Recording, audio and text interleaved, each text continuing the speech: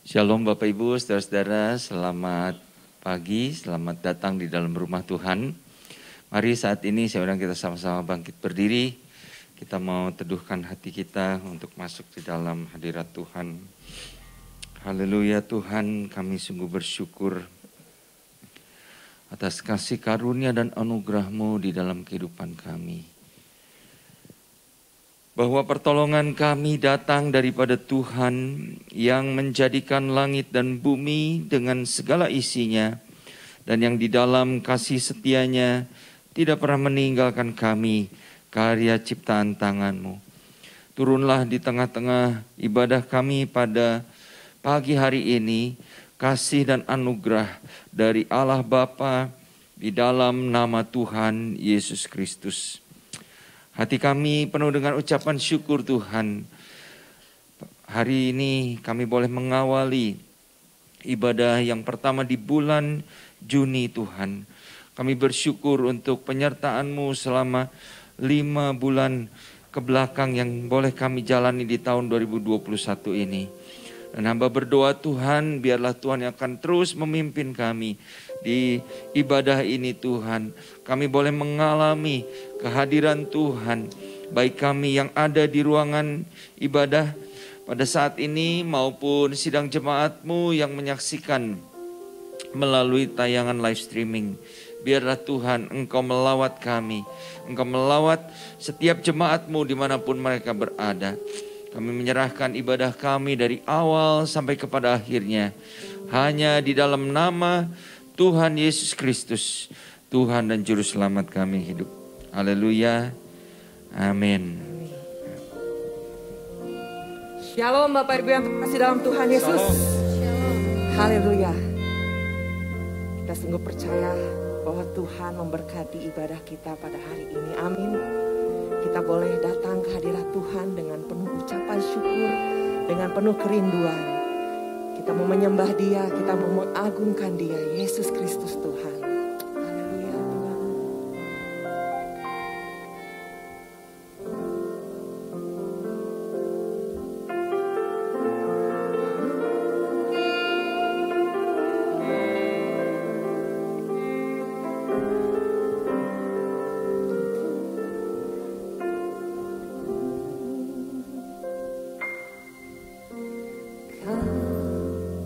Melukis wajahku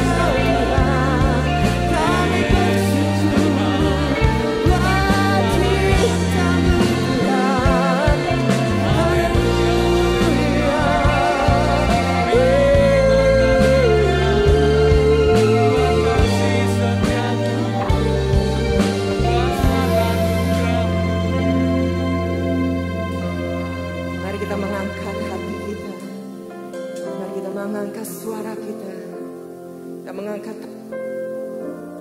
sebagai Tuhan.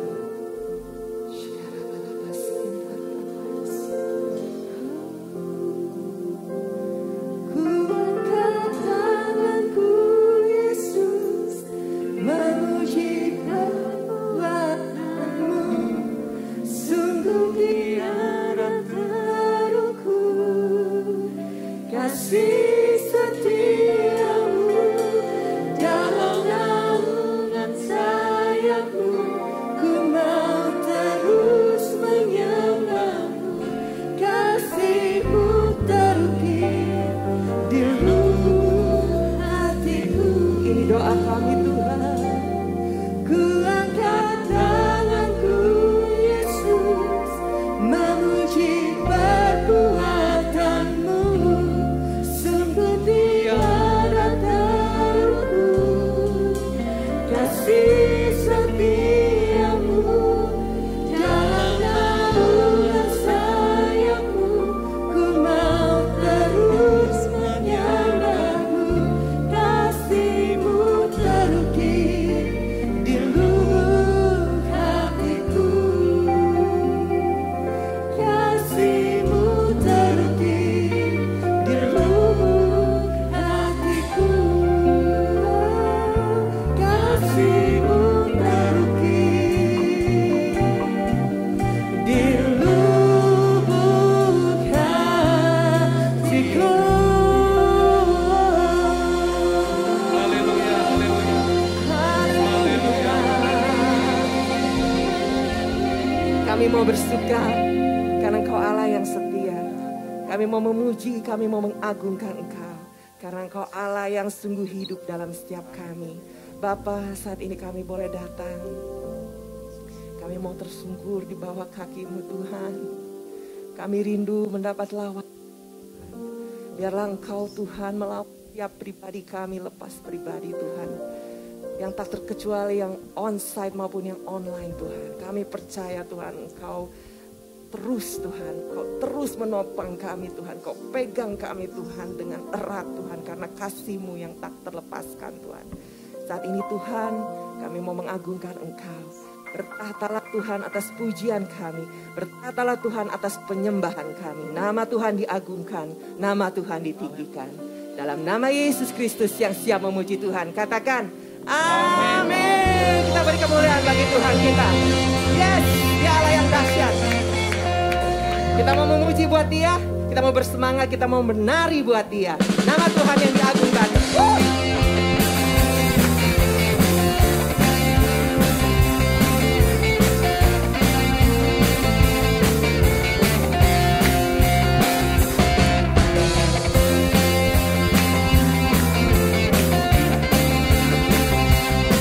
Kamu katakan yang terbaik di dalamku, Dia Yesus Kristus Tuhan. Amin. Terbaik dalamku, tinggal di dalam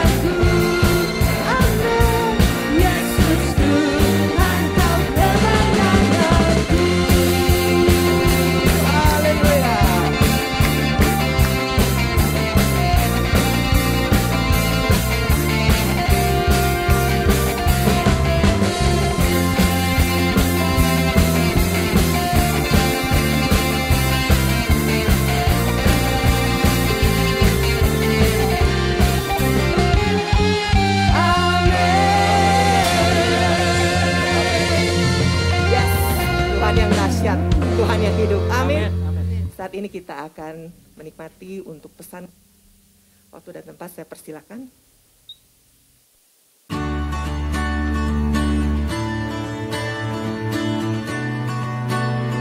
Shalom sidang jemaat yang dikasihi Tuhan. Tanggal 29 Juni bagi bangsa Indonesia merupakan Hari Keluarga Nasional.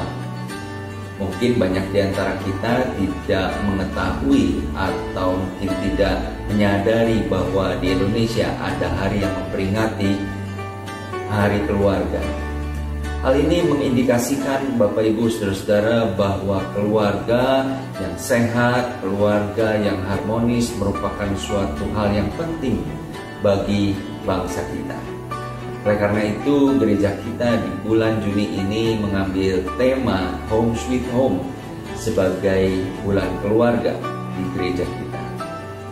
Hal ini untuk mengingatkan kepada kita bahwa keluarga atau rumah seharusnya menjadi tempat yang nyaman bagi setiap anggota keluarga berkumpul, berbagi kasih, dan juga mereka dapat memaksimalkan semua potensi yang ada di dalam anggota keluarga tersebut. Namun sayangnya kita tidak dapat memungkiri bahwa banyak keluarga-keluarga menjadi rusak dan kacau. Rumah tidak lagi menjadi tempat yang nyaman karena di dalamnya terdapat kekerasan, perselingkuhan, pengkhianatan, pelecehan, konflik yang terus-menerus, sehingga akibatnya keluarga atau rumah menjadi satu tempat yang tidak diinginkan oleh banyak anggota keluarganya. Oleh karena itu di bulan ini kita akan belajar bagaimana supaya kita menjadikan rumah kita keluarga yang berbahagia dan menikmati keutuhan di dalam rumah tersebut. Di minggu yang pertama kita akan belajar mengenai prinsip dasar dalam keluarga, yaitu pentingnya setiap anggota keluarga menjalankan peran dan fungsinya. Bapak Ibu Saudara-saudara, ada banyak konflik, perceraian, kesalahan pola didik bagi generasi berikutnya terjadi karena anggota keluarga tidak menjalankan peran dan fungsinya secara benar. Oleh karena itu, kita akan belajar tentang pentingnya kita menjalankan peran ini. Karena keluarga yang menjalankan perannya dengan benar akan lebih bahagia, lebih kuat, dan lebih bersatu. Di minggu yang kedua, kita para orang tua akan diingatkan untuk kita dapat mempersiapkan warisan. Warisan yang dibahas di sini bukan berbicara tentang deposito berapa banyak, aset tanah atau rumah di mana, tetapi yang dimaksudkan dengan warisan di sini adalah berbicara tentang bagaimana kita menanamkan hal-hal rohani yang membentuk karakter anak-anak kita sejak masa kecil, yang membentuk nilai-nilai di dalam kehidupan mereka, sehingga mereka dapat bertumbuh di dalam nilai-nilai sesuai dengan kebenaran firman Tuhan. Di minggu yang ketiga kita akan belajar bahwa di dalam keluarga tentu tidak selalu keluarga itu harmonis. Bisa saja terjadi pertengkaran-pertengkaran di dalam keluarga. Namun bagaimana supaya keluarga dapat tetap mengalami sukacita, keceriaan? Kuncinya Bapak Ibu Saudara-saudara, kita perlu memiliki hati yang bersyukur, hati yang dapat menerima pasangan kita, anak-anak kita, atau mungkin orang tua kita. Dan itulah yang membuat suasana di rumah penuh dengan ucapan syukur dan kegembiraan. Berakhirnya di minggu yang keempat kita akan belajar bahwa terkadang di dalam mengarungi kehidupan rumah tangga ada banyak hal yang membuat kita merasa tertekan. Tekanan yang begitu berat membuat kita menjadi stres, menjadi begitu depresi, dan pada saat itulah kita memerlukan refreshing atau penyegaran. Nah, yang saya maksud dengan refreshing di sini bukannya kita pergi berlibur atau ke tempat-tempat hiburan, tetapi kita akan berefreshing di dalam Tuhan. Tuhan mengatakan, mari datang kepadaku, engkau yang letih lesu dan berbeban berat, aku akan memberikan kelegaan kepadamu. Bapak Ibu saudara-saudara yang kasih Tuhan, saya menyadari bahwa tidak ada keluarga yang sempurna di dunia ini. Tetapi kalau kita mau mengizinkan Tuhan masuk di dalam kehidupan rumah tangga kita, saya percaya keluarga kita akan mengalami pemulihan dan kehidupan keluarga yang berbahagia, kehidupan keluarga yang home sweet home dapat kita alami. Tuhan memberkati kita sekalian.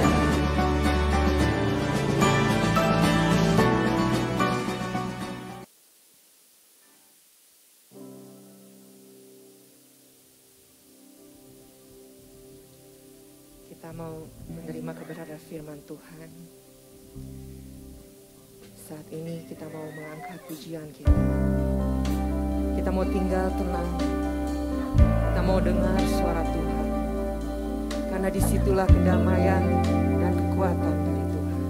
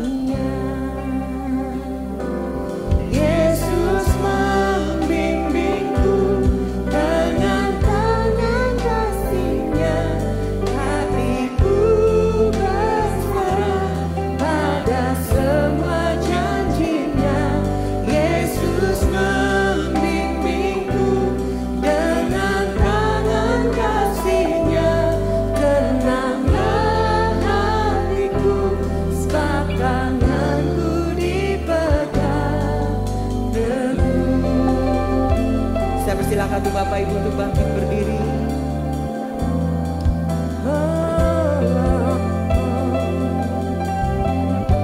Dalam tinggal tenang itulah kekuatan kami Tuhan. Tenanglah ini hatiku, Tuhan memimpin langkah hidupku di saat bimbang dan ragu. Ku rasa tangannya, Yesus membimbingku, tanganku dipegangnya, hatiku berserah pada semua janjinya. Yesus membimbingku dengan tangan kasih-Nya, tenanglah hatiku, sebab tanganku dipegang teguh. Yesus membimbingku, tanganku dipegangnya, hatiku berserah pada semua janjinya. Yesus membimbingku dengan tangan kasih-Nya, tenanglah hatiku, sebab tanganku dipegang teguh. Tenanglah hatiku, tenanglah hatiku, tenanglah hatiku, sebab tanganku dipegang teguh. Kami mau diam dalam Tuhan. Kami percaya Tuhan, dalam setiap keadaan yang saat ini kami hadapi, Kau Tuhan, Kau setia. Kau telah pernah tinggal tinggalkan kami Tuhan. Saat ini Tuhan, kami rindu firman-Mu Tuhan, menguatkan setiap kami Tuhan. Kami percaya Tuhan, pertolongan-Mu Tuhan tak pernah terlambat dalam setiap kami Tuhan. Tidak ada kata terlambat di dalam Engkau Tuhan. Kau tak pernah terlelap Tuhan menjaga setiap kami. Kami serahkan semuanya Tuhan, apa yang menjadi beban kami. Kami percaya Tuhan, Kaulah jawaban hidup kami Tuhan. Dari setiap permasalahan yang ada, kami percaya Kaulah jalan keluar dari setiap kami Tuhan.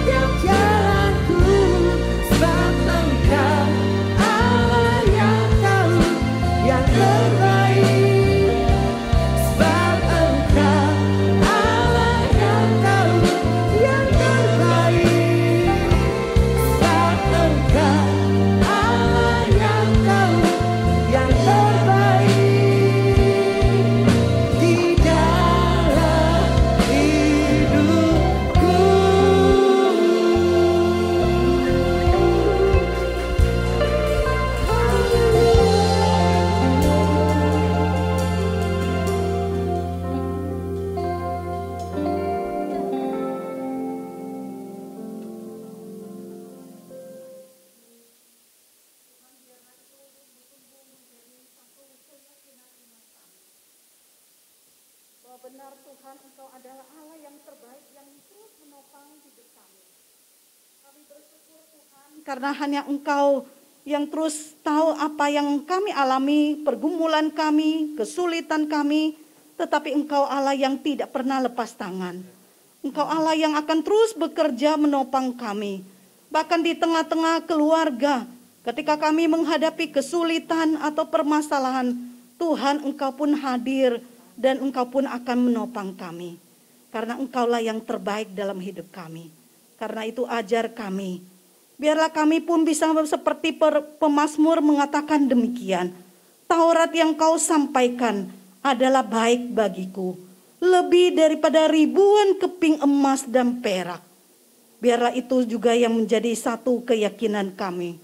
Bahwa Taurat Tuhan lebih berharga daripada ribuan keping emas dan perak yang tidak bisa menolong kami di tengah segala pergumulan yang kami hadapi dalam hidup ini. Ajar kami Tuhan, untuk saat ini kami datang duduk tenang di hadapan Tuhan. Kami ingin diubahkan oleh Tuhan. Roh Kudus berkata-kata dalam setiap kami, sehingga kami benar menghayati firman-Mu untuk melakukannya dalam kehidupan kami sehari-hari. Pakai hamba-Mu yang tidak sempurna, sembunyikan di balik salib Tuhan. Sehingga hanya nama Tuhan yang ditinggikan dan Taurat Tuhan sungguh-sungguh mengajar kami. Di dalam nama Tuhan Yesus, Tuhan yang hidup dan penuh kuasa, kami berdoa dan mengucap syukur. Amin. Silakan duduk Bapak Ibu Saudara yang dikasihi Tuhan. Shalom Bapak Ibu. Shalom.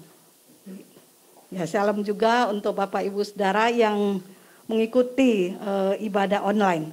Nah Bapak Ibu Saudara, hari ini sama-sama kita akan mendengarkan satu tema, yaitu back to basic. Ya. Nah Saudara, saya mulai dengan satu kisah, satu cerita. Saya yakin mungkin Bapak Ibu Saudara pasti mungkin waktu kecil ya, sebagian besar pasti sudah pernah tahu tentang cerita Cinderella. Saudara, ini merupakan kisah yang terkenal di mana Cinderella kita tahu awalnya hidup menderita di bawah siksaan ibu tiri dan kakak tiri. Lalu singkat cerita dia mendapatkan anugerah bisa bertemu seorang pangeran, dan pangeran itu akhirnya melamar Cinderella. Dan kisah ini diakhiri dengan kalimat keduanya pun menikah dan hidup bahagia selamanya. Saudara, bagaimana kesan kita mendengar cerita itu? Saya yakin itu menjadi satu kisah romantis yang diimpikan oleh banyak pasangan.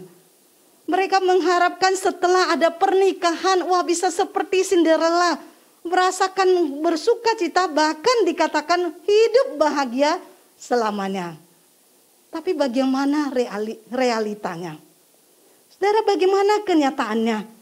Benarkah setiap pasangan yang menikah akan merasakan bahwa mereka hidup bahagia selamanya? Benarkah mereka merasakan benar? Oh ternyata itu bukan hal yang omong kosong ya. Saudara, apakah ini menjadi satu hal yang nyata atau sebenarnya hanya hoax? Ya, hoax ternyata cerita cuma hanya tidak benar ya. Karena kita melihat banyak kenyataan. Ternyata banyak pernikahan justru yang hancur, yang kandas di tengah jalan. Saudara, berapa banyak pernikahan yang akhirnya berakhir dengan perselingkuhan, perzinahan, bahkan perceraian. Atau yang tetap menikah, tetapi mereka hidup di dalam tekanan batin seumur hidup mereka. Saudara, apakah ini yang Tuhan kehendaki?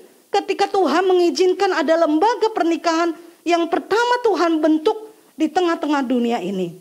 Saudara, masih adakah sebenarnya pernikahan yang harmonis?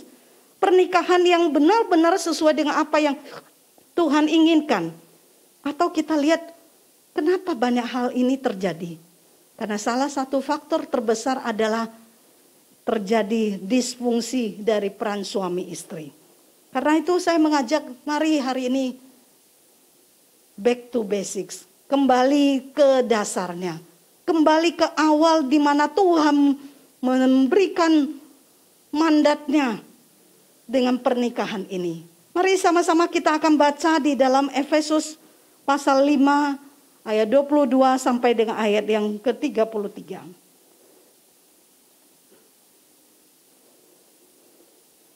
Efesus pasal 5 ayat 22 sampai 33.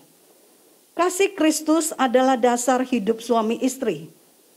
Hai istri, tunduklah kepada suamimu seperti kepada Tuhan, karena suami adalah kepala istri, sama seperti Kristus adalah kepala jemaat.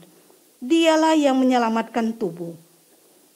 Karena itu sebagaimana jemaat tunduk kepada Kristus, demikian jugalah istri kepada suami dalam segala sesuatu. Hai suami, kasihilah istrimu sebagaimana Kristus telah mengasihi jemaat dan telah menyerahkan dirinya baginya untuk menguduskannya sesudah ia menyucikannya dengan memandikannya dengan air dan firman. Supaya dengan demikian ia menempatkan jemaat di hadapan dirinya dengan cemerlang tanpa cacat atau kerut atau yang serupa itu. Tetapi supaya jemaat kudus dan tidak bercela.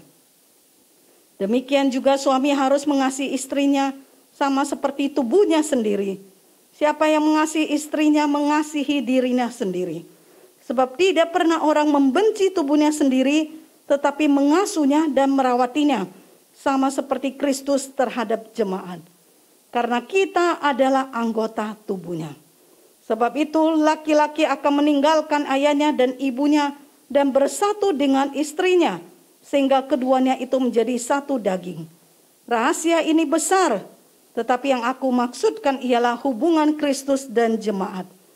Bagaimanapun juga bagi kamu masing-masing berlaku. Kasihilah istrimu seperti dirimu sendiri. Dan istri hendaklah menghormati suaminya. Kita lihat lagi satu bagian di 1 Petrus 3 ayat 1 sampai dengan ayat yang keempat. Demikian juga kamu hai istri-istri, tunduklah kepada suamimu, supaya jika ada di antara mereka yang tidak taat kepada firman, mereka juga tanpa perkataan dibenangkan oleh kelakuan istrinya, jika mereka melihat bagaimana murni dan salehnya hidup istri mereka. Perhiasanmu janganlah secara lahiriah, yaitu dengan mengepang-ngepang rambut, memakai perhiasan emas atau dengan mengenakan pakaian yang indah-indah. Tetapi perhiasanmu ialah manusia batinia yang tersembunyi dengan perhiasan yang tidak binasa, yang berasal dari roh yang lemah lembut. Roh yang lemah lembut dan tentram, yang sangat berharga di mata Allah. Sampai di situ pembacaan firman Tuhan. Biarlah berbahagia kita yang bukan saja mendengar, tapi kita pun melakukan firman Tuhan. Bapak Ibu Saudara, di dalam perikop yang kita baca dijelaskan tentang kehidupan suami dan istri. Lalu kita lihat bagaimana dengan kenyataan di tengah-tengah dunia ini. Saudara, ini menggambarkan kalau zaman dulu, zaman old ya, istri seperti apa dengan suami seperti apa. Istri tunduk, suami yang selalu memerintah, yang bisa melakukan apa saja ya. Bahkan orang Yahudi sendiri sampai berdoa bersyukur. Tuhan, kami bersyukur dilahirkan sebagai laki-laki bukan perempuan. Jadi saudara bisa bayangkan berarti kedudukan istri itu begitu di bawah ya, sampai dianggap demikian. Nah saudara, lalu bagaimana dengan zaman now? Wah, ini istri-istri zaman now. Seolah-olah istri boleh berhak bisa marah, bisa bahkan mungkin mengancam suaminya ya. Nah, kalau zaman sekarang aja, zaman now aja seperti itu, saudara bagaimana dengan masa depan ya? Ini gambaran aja. Ada yang mengatakan, wah kebalikannya ya. Kalau dulu biasa suami tenang-tenang baca koran, nunggu kopinya datang, ini kebalikannya ya. Suami yang harus melayani istri yang tenang-tenang menikmati di rumah. Saudara, apakah demikian yang terjadi? Apakah yang seperti inilah yang harusnya terjadi, yang akhirnya terjadi dalam kehidupan kita? Saudara, lihat kembali apa yang Tuhan katakan. perintah Tuhan jelas. Hai istri-istri, tunduklah pada suamimu. Saudara, kira-kira kalau kita pikirkan demikian, apa yang perintah yang Tuhan berikan, mengapa Tuhan meminta kita harus tunduk? Mengapa Tuhan meminta kita harus tunduk? Apakah karena istri punya masalah atau kelemahan untuk susah tunduk, sehingga istrilah yang diminta harus tunduk? Saudara, bukankah dalam kenyataan, sebenarnya kalau dipikir-pikir, apakah seorang pria gampang untuk tunduk, gampang untuk mengalah atau tidak? Bukankah kenyataan kita lihat justru pria juga bukan orang yang gampang mengalah. Ya, kecuali ada orang-orang tertentu ya. Rata-rata juga pria menunjukkan bahwa lebih keras dan susah tunduk. Tapi kenapa istri yang diminta tunduk? Jadi jelas bukan karena kelemahan istri, makanya istrilah yang disuruh tunduk oleh Tuhan. Tapi sama seperti dalam satu organisasi. Saudara, ada seorang kepala yang akan mengatur, memimpin arah tujuan. Begitu juga dalam keluarga, Tuhan memberi mandat pada suami sebagai kepala. Tuhan memberi mandat bahwa suamilah yang akan menjadi kepala, yang akan bertanggung jawab memimpin arah tujuan dari keluarga ini. Karena itu istri harus hormat, harus tunduk. Kenapa?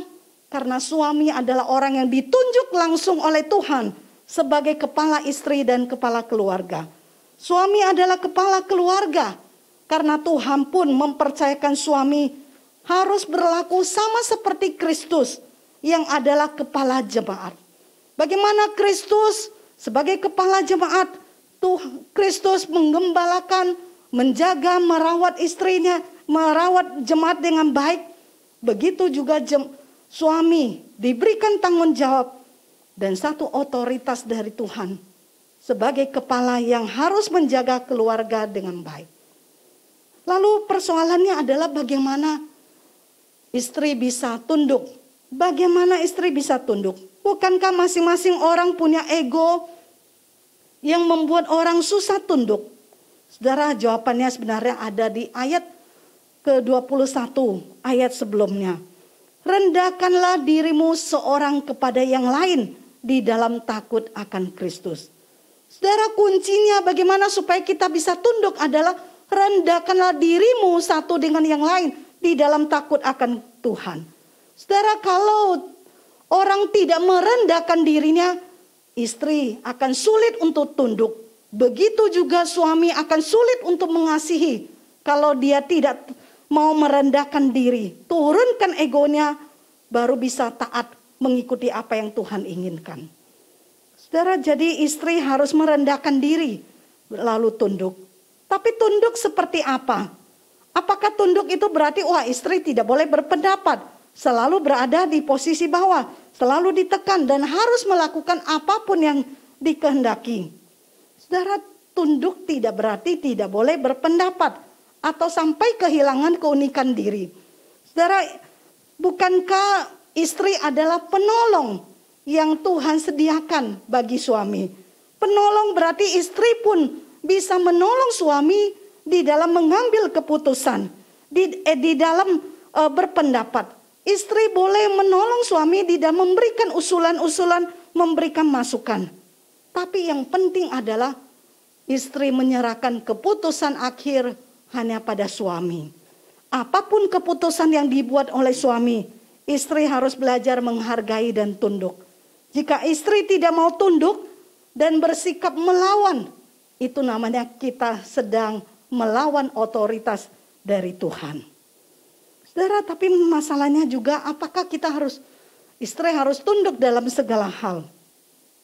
Bagaimana jika suami meminta istri melakukan sesuatu yang tidak benar, yang bertentangan dengan kebenaran, seperti mencuri atau berbohong? Saudara, perintah Tuhan jelas, hai istri, tunduklah kepada suamimu seperti kepada Tuhan. Jadi di dalam ranah kebenaran Tuhan, istri harus tunduk taat kepada Tuhan. Berarti ada batasannya. Sejauh itu tidak keluar dari jalur Tuhan, maka istri harus tunduk. Lalu bagaimana jika suami tidak percaya atau tidak taat akan firman Tuhan. Saudara, dalam 1 Petrus 3 ayat 1 tadi mengatakan, hai istri, tunduklah kepada suamimu, supaya jika ada di antara mereka yang tidak taat kepada firman, mereka juga tanpa perkataan dimenangkan oleh kelakuan istrinya. Saudara, jadi firman Tuhan menegaskan, sekalipun ada suami yang tidak taat Tuhan, ataupun ada suami yang belum percaya, perintah Tuhan tetap sama. Sang istri harus tunduk pada suami. Saudara, mengapa sama? Karena jika istri bisa tunduk, menjaga tutur kata, menjaga perilaku dengan baik, justru itu memberikan satu peluang. Siapa tahu justru dengan kelakuan istrinya yang baik bisa memenangkan hati suaminya. Saudara, karena itu Tuhan mengingatkan istri, gimana pun, seperti apapun suamimu, tetaplah tunduk pada suami. Saudara, saya yakin rata-rata kita merasa semua wanita kita pingin cantik, pingin berdandan dengan baik. Saudara, itu wajar dan baik, ya. Tapi yang Tuhan tekankan adalah dandanan hati. Dandanan hati dan perilaku yang saleh itu lebih berharga daripada dandanan tubuh. Saudara, sekalipun wanita bisa berpenampilan cantik, bisa berpenampilan menawan, tapi itu semua tidak lebih baik jika kita tidak memiliki inner beauty. Saudara, yang Tuhan inginkan adalah mulailah menghias, mendandani bukan saja muka kita, tubuh kita, tapi juga hati kita. Saudara, kecantikan fisik ini bisa bertahan berapa lama? Saudara, saya mau tanya, berapa lama kita bisa bertahan tetap dianggap cantik? Lama-kelamaan kita pun tidak bisa menghindari. Ada keriput, ada kerut mulai muncul di wajah kita. Saudara, kita tidak bisa selamanya mempertahankan tetap muda, tetap cantik sampai akhir. Tapi yang kita bisa jaga adalah kecantikan dari dalam itu akan memancar selamanya. Kecantikan dari dalam akan memancar selamanya dalam hidup kita. Jadi jika istri memperhatikan dandan hati perilakunya, itu jauh lebih berharga dari segalanya. Saudara, ada seorang suami yang tidak percaya. Dia suka marah pada istrinya karena ada kesalahan yang dilakukan istri. Lalu akhirnya suatu kali dia kurung istrinya di satu tempat. Dia marahin, dia bentak-bentak marah. Sampai sore dia tidak kasih makan dan keluar. Tapi setelah itu sore dia bukain pintu. Dan apa yang dilakukan oleh sang istri? Apakah sang istri akhirnya marah, kesal, jengkel dan tinggalin saja? Tidak. Dia tetap merawat keluarga ini. Dia tetap menyiapkan makanan. Dia tetap melayani suami dan anak-anaknya. Saudara, berulang kali itu terjadi. Setiap kali setelah dia marahin pun, tapi istri masih tetap bisa melayani suami. Sampai akhirnya suami merasa terheran-heran. Kenapa istri bisa berlaku demikian? Apa yang membuat istri melakukan hal itu? Apa rahasianya? Saudara, istri berkata bahwa ia tidak pungkiri, ia merasa tersakiti, terluka. Tapi bagi dia adalah dia hanya bisa berdoa dan tunduk karena itulah yang Tuhan kehendaki. Kalau dia membalas, itu berarti dia membalas kejahatan dengan kejahatan. Tapi bukankah Tuhan menginginkan bahwa anak Tuhan harus mengampuni musuh, apalagi musuh yang terdekat, apalagi yang harusnya menjadi orang yang paling dekat, yang dikasihi tapi melukai hatinya, disitulah dia pun harus mengampuni. Singkat cerita, akhirnya suaminya disadarkan, tersentuh dan dimenangkan. Dia bisa percaya Tuhan karena dia melihat betapa ajaib, betapa heran perbuatan dari istrinya. Saudara, itulah yang Tuhan katakan. Ketika kita mau memberitakan Injil, saudara, itu baik. Mengajak suami untuk percaya itu baik. Namun semua akan sia-sia jika istri tidak punya perilaku yang baik. Perbuatan berbicara lebih keras dari perkataan. Saudara, berikutnya kita melihat bahwa suami juga harus mengasihi istri. Saudara, kenapa? Karena Tuhan ingin suami menjadi kepala yang memimpin dalam kasih, sama seperti kepemimpinan Kristus. Bagaimana Kristus memimpin, memperlakukan banyak hal demi kasihnya kepada jemaat, itulah yang harus dilakukan. Saudara masih ingat kisah tentang Hosea dan Gomer. Hosea disuruh untuk mengawini, mencari seorang pelacur, lalu menikahi. Lalu setelah itu ternyata sudah berkeluarga, ternyata Gomer kembali menjadi pelacur dan akhirnya dia dijual. Saudara, apa yang kemudian dilakukan oleh Hosea? Dia harus tebus kembali istrinya, dia bawa pulang kembali. Saudara, mungkin kita pikir, kemana ada pria seperti itu? Mana ada suami yang mau berkorban seperti itu? Bukankah harusnya bersyukur, udah istrinya sudah menanggung akibatnya. Tapi dialah yang membawa istrinya kembali. Saudara, tapi itulah gambaran bagaimana kasih Tuhan. Saudara, bukankah waktu Tuhan memilih kita, apakah kita semua dalam keadaan baik? Semua orang yang suci? Enggak.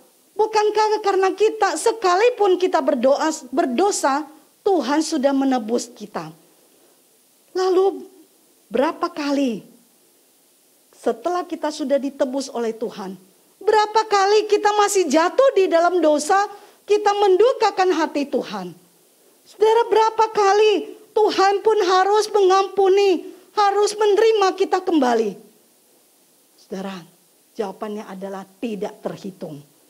Lihat betapa besar apa yang Tuhan lakukan. Sekalipun kita terus menyakitinya, tapi dia tetap mau mengampuni, menerima kita kembali. Saudara, seperti itulah yang harus dilakukan oleh suami. Meneladani Kristus sebagai sang kepala. Karena suami adalah kepala istri, sama seperti Kristus adalah kepala jemaat. Sebagaimana Kristus yang mengasihi jemaat, menyerahkan dirinya, menyucikan, menguduskannya, menempatkan jemaat itu sampai menjadi kudus dan tanpa celah. Begitu juga yang Tuhan inginkan adalah suami harus mengasihi istrinya, menyucikan, menebusnya, menguduskannya, dan menempatkan istri sampai menjadi kudus. Saudara, karena itu di tengah-tengah kehidupan sekalipun istri melakukan kesalahan, saudara, suami tidak bisa seolah-olah lepas tanggung jawab atau cuek dan berpikir, udah itu kan salahmu, tanggung akibatnya sendiri. Saudara, ingat waktu Adam dan Hawa jatuh dalam dosa. Siapa yang Tuhan panggil dan minta pertanggungjawabkan? Siapa yang Tuhan panggil untuk mempertanggungjawabkan apa yang dilakukan oleh mereka? Ketika Tuhan berkata, di manakah engkau? Saudara, di Kejadian dikatakan Tuhan Allah memanggil manusia itu dan berfirman kepadanya, di mana engkau? Sekalipun Hawa yang pertama jatuh dalam dosa, harusnya bukankah dia yang disidang oleh Tuhan? Tapi ternyata tidak. Hawa tidak luput dari hukuman, tapi Adamlah yang disidang oleh Tuhan, karena ia adalah kepala yang diberi otoritas dan bertanggung jawab. Adamlah yang harus mempertanggungjawabkan kenapa dia membiarkan sampai istrinya harus melakukan kesalahan dan dia sendiri terseret ke dalamnya. Saudara, jadi suamilah yang harus bertanggung jawab atas segala aspek kehidupan dari keluarga. Bukan saja kebutuhan jasmani, tapi juga kebutuhan rohani. Karena suamilah yang Tuhan tempatkan, yang Tuhan tunjuk sebagai imam. Dialah yang harus menebus sampai berkorban seperti Kristus. Mengorbankan, menguduskan sampai keluarganya menjadi keluarga yang kudus di hadapan Tuhan. Saudara, selain itu Tuhan mengatakan, hai suami, kasihilah istrimu sama seperti tubuhmu sendiri. Saudara, yang Tuhan ingatkan adalah bukan untuk membenci, Istri itu bukan untuk dibenci ataupun disalahkan ataupun diperintah, dipukul. Apalagi sampai menjadi pelampiasan emosi dari suami. Tetapi harusnya sang suami merawat tubuh. Sama seperti merawat tubuh agar bersih dan sehat. Begitu juga sang suami harus merawat istrinya itu sampai terlihat suci, terlihat kudus di hadapan Tuhan. Saudara, yang Tuhan inginkan adalah suami mengasuh, merawat, meninggalkan ayah dan ibunya, bersatu dengan istrinya. Karena Tuhan memberikan tanggung jawab, ada kemandirian, ada hal yang harus dilakukannya, dan memiliki hubungan secara pribadi dengan istrinya. Saudara, itulah yang Tuhan inginkan, bahwa suami harus berlaku demikian. Sama seperti menjaga diri sendiri, begitu juga suami harus menjaga istri. Saudara, ada kisah di mana seorang anak yang punya temperamen yang keras.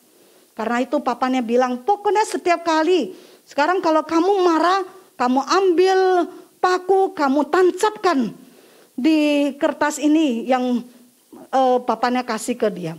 Saudara, dia beritahu anaknya bahwa kamu boleh lakukan apa saja. Ketika kamu kesal, kamu tancapkan. Saudara, dalam sehari bisa 10 paku yang ditancapkan oleh anak itu. Besoknya dia kesal lagi, sedikit-sedikit marah dengan teman sekelas, marah dengan orang tuanya, dia tancapkan sampai 20. Lalu dia merasa, wah ini sudah penuh nih, tempatnya sudah penuh, bagaimana nih? Wah, saya harus belajar mengontrol diri saya. Dia mulai kurangi. Papanya mengatakan, setiap kali kamu berhasil, kamu cabut paku itu.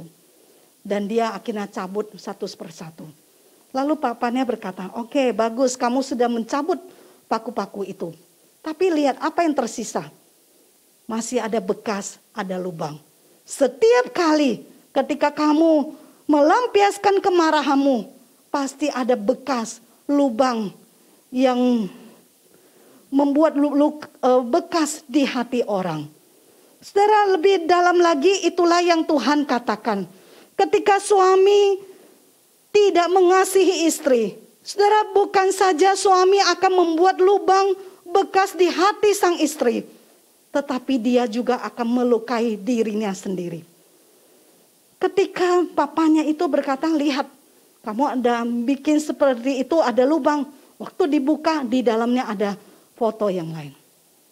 Saudara, begitu juga itu yang Tuhan katakan. Setiap kali suami melukai hati istri, itu berarti dia sedang melukai diri sendiri. Bahkan Tuhan berkata, bukan saja diri sendiri yang dilukai, tetapi Kristuslah yang sedang ditusuk, yang sedang ditancapkan oleh paku-paku kita. Saudara, karena itu Tuhan mengingatkan kita, hai suami, hai istri, lakukanlah sesuai dengan tugas kita. Jika suami merasa sebagai kepala bisa seenaknya, tapi bukan itu yang Tuhan kehendaki. Setiap kali kita melakukan hal yang tidak benar terhadap istri, itu melukai diri sendiri dan melukai Tuhan. Karena itu mari kita belajar sama seperti yang Tuhan inginkan. Belajar hidup lebih lagi taat kepada Tuhan. Saudara, pernikahan itu adalah seperti sebuah perjalanan sepanjang hidup kita. Di dalam kita meneladani kasih seperti Kristus. Saudara, menjalani pernikahan tidak mudah. Tapi Tuhan mengatakan kita pasti bisa mendapatkan akhir yang baik kalau kita mau merendahkan diri. Sang istri tunduk kepada suami dan suami mengasihi istri sama seperti Kristus mengasihi jemaat. Biarlah Tuhan menolong kita, mampukan kita sehingga kita benar-benar dimampukan oleh Tuhan bisa menjadi pelaku firman dan keluarga pun diberkati oleh Tuhan. Kiranya Tuhan memberkati kita. Amin. Saudara, saya ajak kita tenangkan hati sejenak. Merenungkan firman Tuhan ini.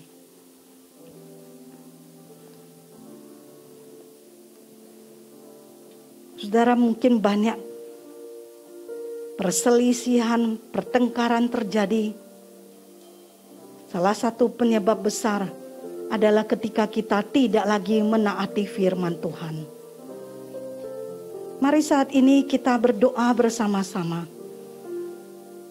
Saya mengajak kita, mari berdoa bersama-sama. Mari para istri berdoa, mulai doakan untuk para suami. Para suami juga doakan untuk diri sendiri. Saudara, suami memiliki tanggung jawab yang tidak mudah. Tapi disitulah Tuhan tempatkan istri untuk menopang, menolong suami untuk bisa melakukan tugas dengan baik. Karena itu sempatkan waktu, mari berdoa supaya Tuhan menolong. Supaya Tuhan mampukan suami benar-benar menjadi kepala yang Tuhan kehendaki.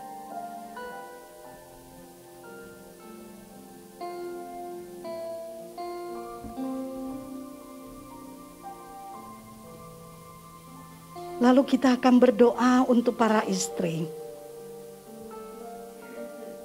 Mari para istri dan juga para suami juga mendoakan istri.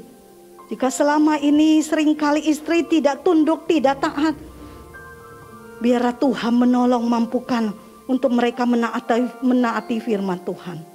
Ketika istri tidak tunduk, bahkan sampai mengambil alih dari keluarga, itu berarti dia sedang melawan otoritas Tuhan. Mari doakan supaya Tuhan tolong. Sekalipun istri dilukai, disakiti oleh suami, tapi Tuhan ingin suami istri tetap tunduk, belajar mengampuni, belajar menghormati dia. Mari berkata-kata di hadapan Tuhan, dan biarlah Tuhan menolong.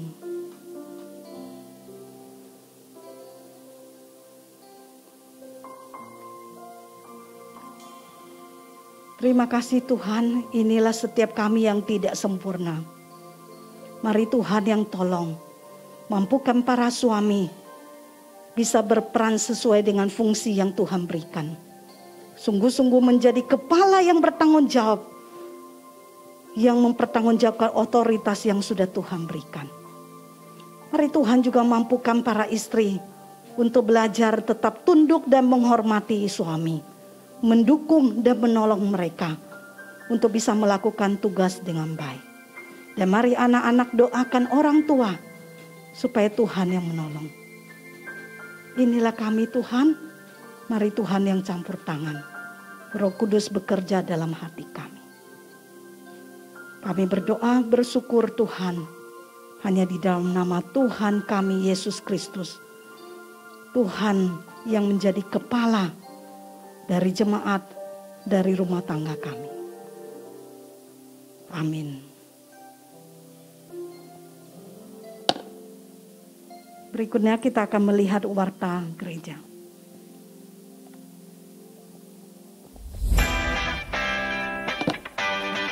Shalom Bapak Ibu Saudara sekalian, sebelum kita mengakhiri ibadah ini, ada beberapa pengumuman yang perlu menjadi perhatian kita bersama.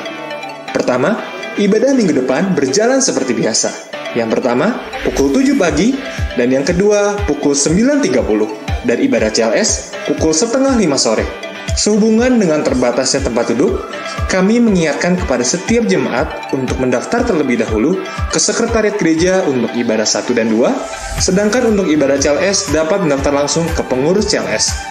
Bagi sidang jemaat yang belum dapat mengikuti ibadah secara langsung di gereja, dapat mengikuti ibadah live streaming melalui YouTube channel GIA Maleer yang dimulai sejak pukul 7 pagi setiap minggunya.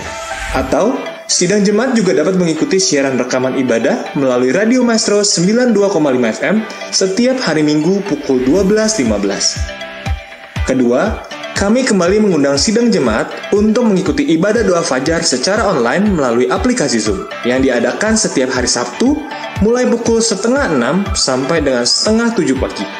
Bapak Ibu yang akan mengikutinya dapat menghubungi sekretariat untuk mendapat Zoom meeting ID dan passwordnya. Yang ketiga, ibadah remaja atau youth gereja kita mengundang rekan-rekan pelajar SMP, SMA, dan mahasiswa untuk dapat mengikuti ibadah live streaming di channel YouTube RBK GIA Maleer Setiap hari Minggu pukul 9:30 pagi, kecuali minggu keempat. Jemaat dapat klik link website atau scan QR Code yang terdapat di layar LCD. Selanjutnya, bagi Bapak Ibu Saudara yang terbeban untuk mendukung pekerjaan Tuhan melalui gereja ini, ada beberapa pilihan untuk menyalurkan persembahannya. Selain mengisi amplop persembahan dan memasukkannya ke dalam kotak persembahan di pintu keluar nanti, Bapak Ibu Saudara juga dapat mentransfer ke rekening Gereja Isa Almasih di Bank Sentral Asia dengan nomor dan nama yang tertera di layar LCD. Atau jemaat juga dapat memberikan persembahannya melalui dompet digital seperti BCA Mobile, Sakuku, OVO, GoPay, Dana, dan sebagainya. Caranya, Bapak Ibu Saudara tinggal men-scan kode QR seperti yang tercantum di layar, lalu masukkan jumlah nominal persembahannya. Akhirnya, nanti setelah ibadah, Bapak Ibu Saudara dapat keluar ruangan dengan tertib melalui pintu utama. Dimohon dengan sangat agar jemaat tetap menjaga jarak dan tidak berjabat tangan atau bersentuhan dengan ushers maupun sesama jemaat. Jemaat dihimbau untuk segera pulang dan tidak berkerumun sesuai dengan anjuran pemerintah. Happy Sunday and God bless you.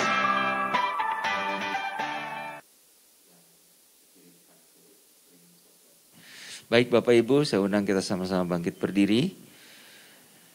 Saya percaya kita semua diberkati oleh firman Tuhan dan biarlah bulan ini kita boleh menjadi pribadi-pribadi yang semakin hidup seperti dengan rencana Tuhan di tengah keluarga kita masing-masing. Mari kita tundukkan kepala, kita berdoa. Terima kasih Tuhan untuk pimpinan-Mu di dalam ibadah kami pada pagi hari ini.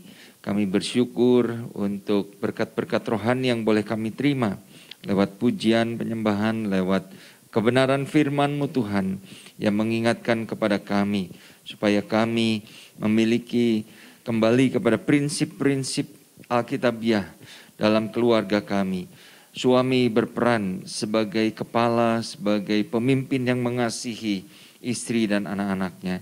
Istri menjadi sosok yang tunduk, yang menopang, yang menjadi penolong buat suami dan menjadi teladan buat anak-anak. Dan anak-anak boleh menjadi Tuhan, anak-anak yang tunduk dan taat kepada orang tua, yang mengasihi orang tua mereka. Terima kasih Bapa di surga, hamba-Mu berdoa memberkati di setiap sidang jemaat-Mu yang hadir pada ibadah pagi hari ini maupun yang menyaksikan tayangan ibadah ini secara live streaming. Kami berdoa biarlah kasih karunia Tuhan turun atas kami semua. Tuhan juga memberkati setiap persembahan yang akan kami persembahkan ke hadapan Tuhan sebagai tanda ucapan syukur. Baik persembahan perpuluhan, persembahan tatangan, kiranya Tuhan memberkati dan Tuhan membalas setiap tangan-tangan yang memberi dengan berkat-Mu yang berlimpah. Terima kasih Tuhan, pada akhirnya hamba-Mu berdoa bagi bangsa dan negara kami di masa-masa pandemi ini Tuhan, biarlah Tuhan yang akan menolong supaya penyebaran virus COVID ini dapat diredam Tuhan dengan kebijakan-kebijakan yang dibuat oleh pemerintah baik di tingkat pusat maupun di daerah. Khususnya di kota Bandung Tuhan, kami berdoa supaya anak-anak-Mu boleh terpelihara, warga masyarakat boleh menjalankan protokol kesehatan dengan benar sesuai dengan anjuran pemerintah, sehingga Tuhan kami dapat meredam, dapat membantu bekerja sama Tuhan untuk menghentikan penyebaran virus COVID-19 ini. Terima kasih Bapa. Kalau sebentar kami akan pulang kembali ke rumah masing-masing, Tuhan yang akan memimpin perjalanan kami tiba di rumah. Pertemukan kami dengan keluarga kami dalam keadaan baik, sehat, dan tidak kurang suatu apapun. Dan supaya minggu yang akan datang kami boleh kembali beribadah, merayakan kebaikan Tuhan dalam hidup kami masing-masing. Terima kasih Bapa, di dalam nama Tuhan Yesus kami berdoa. Mari Bapak Ibu Saudara kita angkat kedua tangan kita, arahkan hati kita kepada Tuhan. Setelah kita beribadah pulanglah Bapak Ibu Saudara sekalian dengan berkat Tuhan ini. Kasih sayang dan damai sejahtera dari Allah Bapa kita, anugerah yang sempurna dari Tuhan Yesus Kristus, serta persekutuan yang manis bersama Allah Roh Kudus menjadi bagian kita sekalian. mulai saat ini sampai Maranatha, Tuhan Yesus datang yang kedua kalinya. Sama-sama kita katakan amin. Sebab kasih setiamu lebih dari hidup, anugerahmu tak pernah habis dalam hidupku, dan tanganmu selalu terulur bagiku. Kau Tuhan keselamatanku, Kau Tuhan keselamatanku, Kau Tuhan keselamatanku. Selamat hari Minggu, Tuhan Yesus memberkati.